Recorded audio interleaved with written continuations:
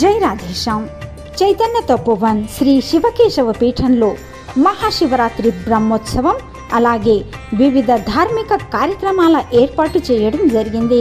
పూజ్యులైన జగద్గురువుల శుభాశిష్యులతో పూజ్యశ్రీ శివానంద మాతాజీ సరస్వతి గారి ఆధ్వర్యంలో ఫిబ్రవరి 23, 2025 ఆదివారం నుండి ఫిబ్రవరి 26, 2025 బుధవారం వరకు మానసిక ఆధ్యాత్మిక వికాస శిబిరం, విశేష అభిషేకం, అర్చన, సత్సంగ ప్రవచనలు చైతన్య తపోవన్ తాడేపల్లి విజయవాడలో జరగనున్నాయి.